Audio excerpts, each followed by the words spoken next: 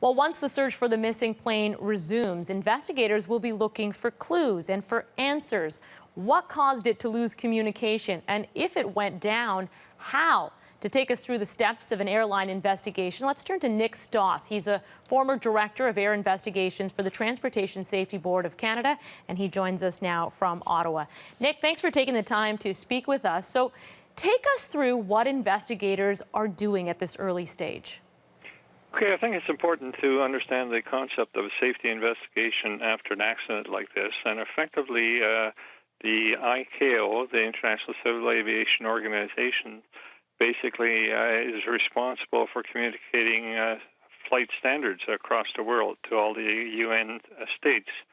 And it's that responsibility that basically says the state must conduct the safety investigations. So consequently, the state has got to have the resources and the trained people to do that particular thing. So that's, again, just a mandate. So part of that mandate is also includes the mandate to take care of the families following an accident, which I think is the particular issue that is taking a lot of notice around the world as well. So effectively, what are the investigators doing right now? Well, from the moment that a crash is recognized, the state must put their accident investigation network into place.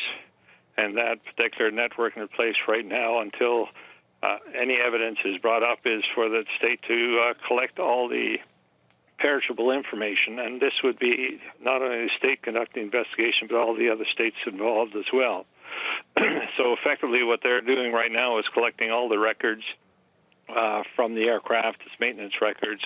They're collecting air traffic control tapes or CDs or whatever it is to investigate those aspects of the flight that may not be clear right now. Right, and information that may at some point, as you mentioned, be perishable and might disappear in some respect. So, Nick, what countries would be responsible for conducting this investigation at this point? Well, this particular one, because it was basically in the airspace of Indonesia, it's Indonesia's responsibility for conducting the investigation.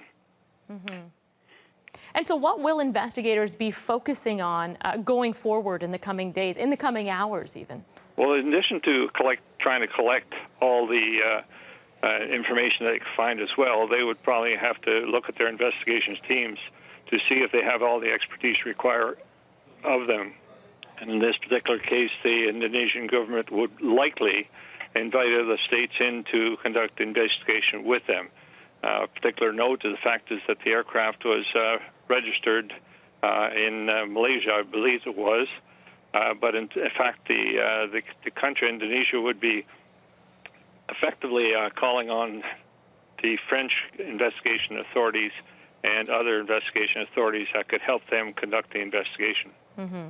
So the flight took off from Singapore, so the Singaporeans are involved. Was headed for Singapore. So the Indonesians, the Malaysians, and the French that built the plane. Nick, great information. Thank you for your insight. We appreciate it. That's Nick Stoss. He's a former director of air investigations for the Transportation Safety Board of Canada, and he was speaking to us from Ottawa.